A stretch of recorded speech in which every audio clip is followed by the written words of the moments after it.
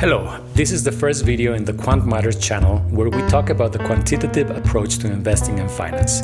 I chose alpha as the first topic because it encompasses much of what the quant practice is about. If you already know about it, I think there is value in revisiting the basics from time to time. You will often hear investors, hedge funds, and quant people talk nonstop about alpha. We generate alpha, we seek alpha, they have no alpha. The word gets thrown around so much that it starts to feel mysterious, almost like magic. So today, let's talk a bit about alpha. What does alpha mean? At its core, alpha answers a simple question. Did your investment do better or worse than a reasonable alternative? That reasonable alternative is called the benchmark, and it is usually a big index like the S&P 500 for US stocks, the MSCI World for global equities, or even Bitcoin for crypto portfolios. Once you pick a benchmark, calculating alpha is simple. You just take the investment return in period X minus the benchmark return in period X. A note here is that when someone quotes alpha, it is always a good idea to ask for the time period. If someone quotes a strategy that generated 100% alpha, and it turns out it was over a few days, it might be still impressive, but probably not sustainable. And so usually alpha is quoted in either year-to-date, YTD, or full yearly terms. Why not raw returns? So let's say your complex investment strategy generated a 10% return last year. How did you do? Well, a naive answer is that you did great. You generated a positive return. But did you? What if in that same year the market as a whole generated a 20% return? In that case, you underperform a strategy that only required buying and holding a single ticker. Conversely, if your strategy lost 5% in a given period and the benchmark lost 10%, you then outperform the market and have a positive alpha of 5%, even though your strategy didn't make money. An important disclaimer here is that access to the market as a whole and its returns is still not guaranteed. You could live in a country that doesn't allow or easily let you buy something like the SPY, which tracks the S&P 500. So your benchmark might be different.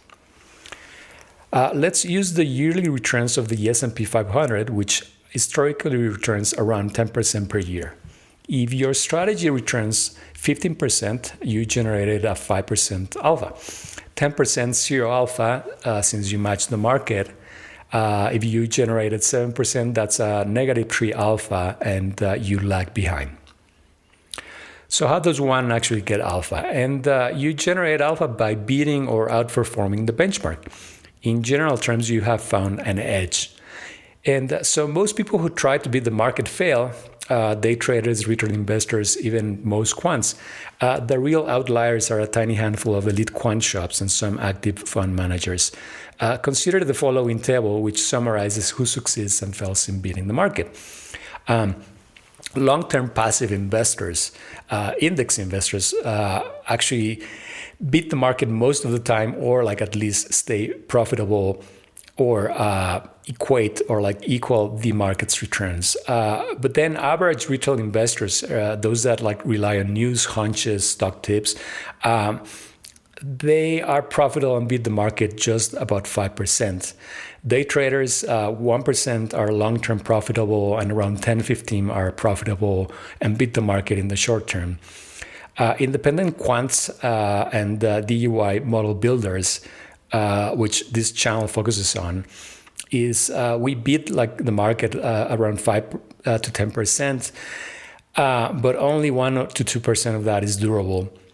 Professional active fund managers that get paid millions as a group, they perform equally bad as retail investors almost, and they have like a 5% return. And top quant firms that spend millions in research, like they actually don't do much better. They, only about less than 1% are profitable and stay profitable and beat the market long term, right?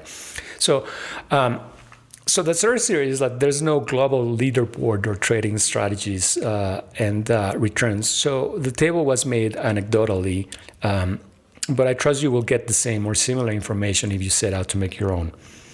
The bottom line here is that long-term positive alpha is extremely rare, and professional hedge funds spend millions, and still struggle to maintain it.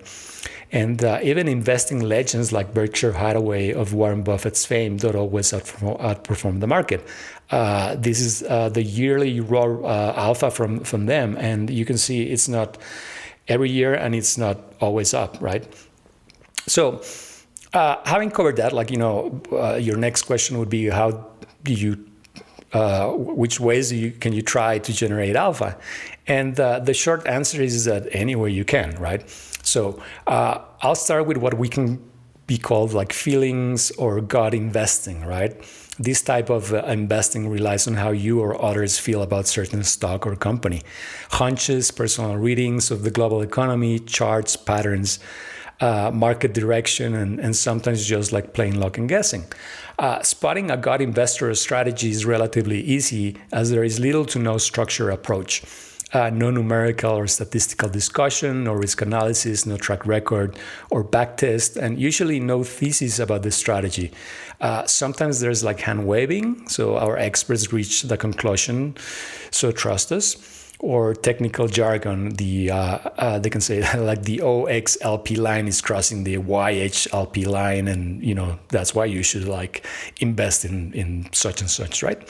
So obviously there's also illegal ways to generate alpha, like cooking the books, having some insider information, or like plain stealing. And this can be surprisingly long-term alpha generators until you're caught, right? So as a side note, alpha is alpha, right? So there are probably unconventionally or gut strategies and investors out there that generate alpha and are doing it within the law. And a lot of structured approaches started out as hunches. So I'm not gatekeeping or even admonishing them. If it works, it works, right? So structure and quant approaches try to generate alpha in a repeatable, measurable, and testable way that can also be explained. A monkey throwing darts at a stock grid, for instance, while unconventionally can be considered structured because, you can repeat it, measure it, and test it, right? And so a quantitative quant approach is a structured approach that usually relies on data, prices, fundamentals, alternative data, macro signals, statistics, correlations, regressions, risk models. It has rules, so explicit trading signals that can be coded, tested, and improved. Backtests, so there's like a proof that the strategy might have worked historically. Risk controls, position sizing, diversification, volatility targeting.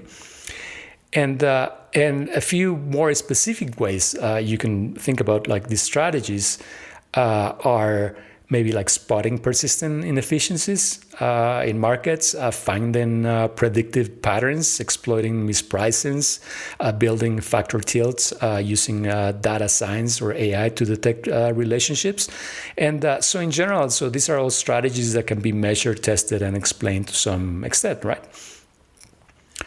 For quants and those interested in measuring financial markets, alpha is the first of many such measurements and statistics that can help you better understand them.